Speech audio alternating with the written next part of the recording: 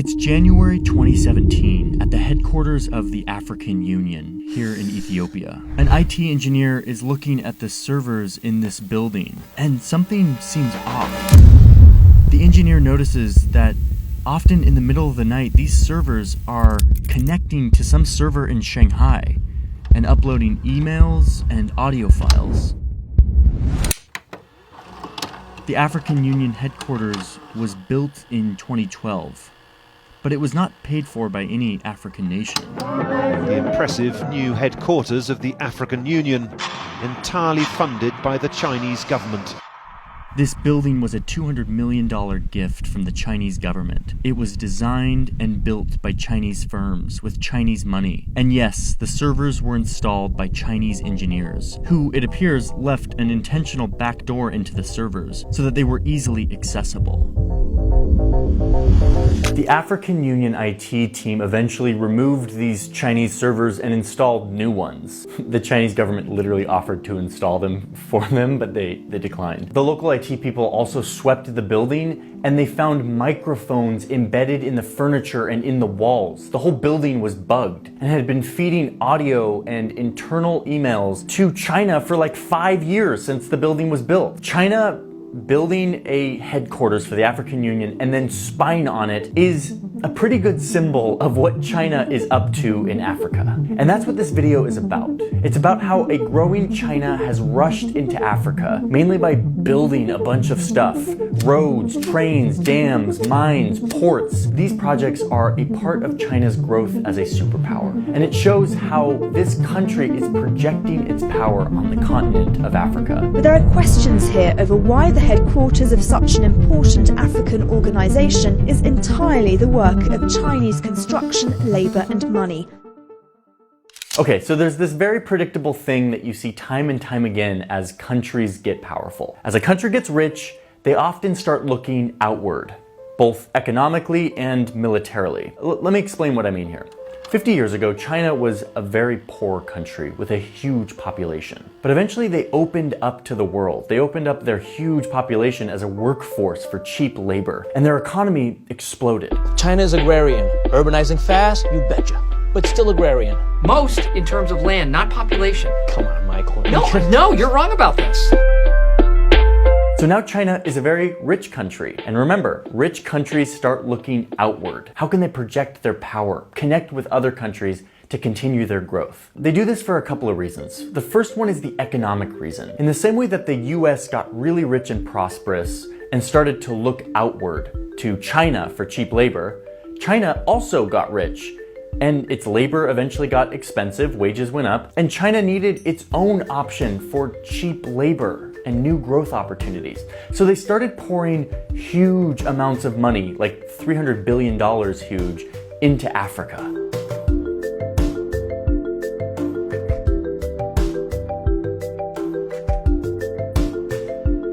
Okay, so that's the economic reason. China grows really fast, their growth is slowing down, so they need to invest in emerging economies, is what the economists will call it. Economies that haven't developed very quickly yet, but that with a little bit of investment could start to grow. Untapped markets. But the economic explanation is only half the story here. In China, economics and government power are not very separate. So to understand what China is really up to, you have to understand the geopolitical motives. And to do that, we gotta look at a map.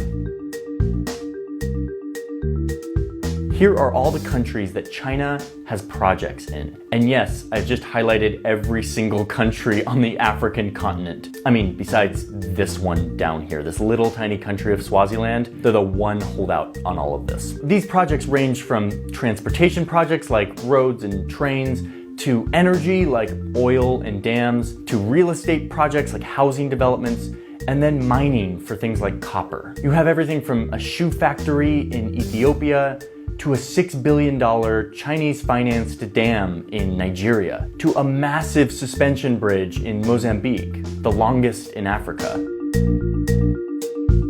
I mean, these projects are everywhere, even here on this tiny island off the coast, where China has poured millions of dollars to build housing, a stadium, an auditorium, a library, as well as their national parliament. China built it all. There are too many of these projects to even count. And honestly, if you take it as a whole, a lot of these projects have been a major benefit and economic stimulus to these countries' economies. But why is China doing this? What are they up to? Well, in addition to all the economic value of investing in emerging markets, China's president also claims that they're doing this in the name of cooperation and friendship. 坚持以非洲方式解决非洲问题。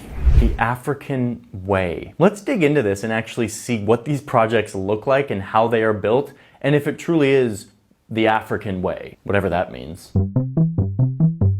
Okay, so there's this really impressive rail system that China built in Kenya. It goes from Nairobi to Mombasa in just under 4 hours, which is faster than any train in the United States, which, let's be honest here, isn't really saying much because here in the United States, we don't really know how to build trains anymore. We used to be really good at it and now we're not. It's kind of a shame. And anyway, look at this train in Kenya.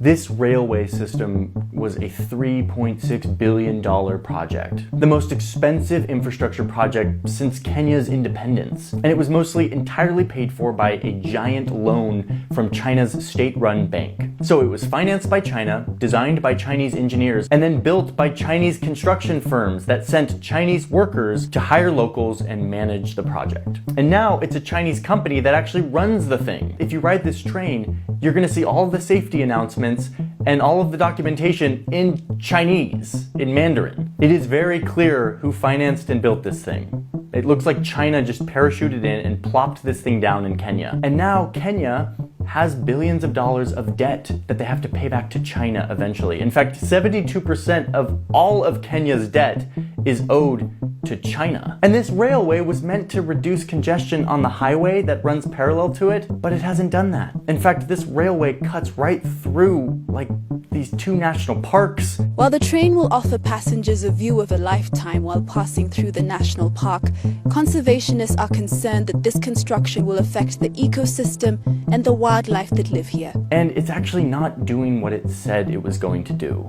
So yes, Kenya has this big shiny railway, but it wasn't really solving African issues in the African way. Meanwhile, the Chinese construction workers who came to build this thing were caught treating the local workers very poorly, making them sit at separate tables during meal breaks, punishing them when they didn't complete deadlines or take out the garbage on time. That mixed with the fact that some of these Chinese workers were taking bribes as a part of a huge corruption scheme with this railway. And it's clear that this project wasn't actually about supporting the local environment. It just left Kenya with a giant pile of debt and a big shiny railway. But listen, that's not always the case. There are tons of these projects and some of them are truly helping the locals, like this big, beautiful, shiny road here in Lesotho. This used to be a rough gravel road, and it is now a beautiful, shiny road that is helping the locals move around in their country. So it's definitely a mixed bag. And listen, I get it. China, you want to give a $5 billion loan to Nigeria to build a dam because Nigeria has 200 million people, many of them young, and you want to help them become a booming economy so that you can get in on some of that growth. Oh, and you love the fact that you don't have to adhere to any environmental standards while you're doing these projects, which I know you love, China. I know it. That's the business rationale. We're looking for new economies to invest in and be a part of their growth. But if you look a level deeper, you won't just see a bunch of investment projects. You'll see a bunch of free gifts from China. And I'm intrigued by especially the political ones. Like when China shows up and builds a new parliament building, which they've done for 7 countries in Africa. Or when China offers $32 million free dollars to build a new headquarters for ECOWAS, which is basically the economic union in Western Africa. They do this for free. We will build you a new headquarters. Well, let me be clear. There is no such thing as a free gift in international relations. Everything has strings attached. So a major part of all of this investment in Africa is China investing in its future as a global superpower who needs to have friends and has historically not had a lot of friends throughout the world because the big boy United States has been doing all the friending by giving people stuff and making their lives better so that they can be allies. So China is getting in on this. And China has used their checkbook to make friends with literally every single country in Africa. Of course, besides Swaziland, the teeny little country in the south that has been the one country that has held out on all of this. In funneling all of this money into these countries, China has been able to get all of these countries, besides Swaziland, to not recognize Taiwan anymore and to support China instead. The TLDR on that is that you can't support Taiwan and China because they both think that they're China, so you have to support one or the other, and so China has been getting everyone to denounce Taiwan and say that they support China. That's a whole other thing. I'm making videos about that. Suffice it to say that China has been using its checkbook to get all of these people to be their friends. It's sort of like the rich kid in middle school who like brings you an MP3 player because he wants you to be his friend, and you're like, sweet, if you give me your MP3 player, I'll be your friend. I grew up in the early 2000s. In my middle school, there were MP3 players, so sorry for the throwback. But remember when China built the African Union headquarters and then bugged the entire building so that they could spy on the leaders and their emails and their conversations? That is a perfect representation of the strings that are usually attached to these projects. But perhaps the less obvious but more dangerous strings attached are the debts. John Adams said it best when he said, quote, "There are two ways to conquer and enslave a country. One is by the sword and the other is by debt." It's a pretty intense quote, but it really applies here. So many of these projects have been paid for by Chinese money through loans. African nations diving deep into debt. We all know that when you owe someone money, that person has a lot of power over you, especially if you get to the point where you can't pay them back. And this isn't just theoretical. A few years ago, China helped Sri Lanka build a port here in the southeastern coast. It was done with a Chinese loan. With time, Sri Lanka struggled to pay back that loan. So in 2017, China swooped in and said, "Can't pay back your debt? No worries. Just lease us this port. Let us have it for 99 years. And Sri Lanka's like, that doesn't sound great, giving a piece of our sovereign territory to China, which they could potentially use for military, but we are in so much debt and they're offering to relieve some of that debt if we give them this port. Okay, so this port now belongs in part to China. This sets a dangerous precedent that could be applied to many of these nations in Africa who have sunk themselves deep into debt with China and may not be able to pay it back in the future. So China is growing and honestly behaving like any superpower would when they are growing this quickly. I mean, if we wanted to make a video about how the US has projected power throughout the years, it would be a lot worse of a video, okay? So let's just make it clear that China's a superpower, they're doing their superpower thing. This is very normal superpower behavior. Doesn't make it right, it just makes it very normal and typical. China has taken a specific interest in Africa, which has led to countless infrastructure projects, which have been, honestly, an impressive sight to behold, but has raised questions of what are the actual motives here. They're not just business and economic. And the bigger question that I want to keep an eye on going forward is, how is all this debt gonna play out? How will African nations who are so deeply indebted to China have to service that debt in the future? And what will happen if they can't pay it back?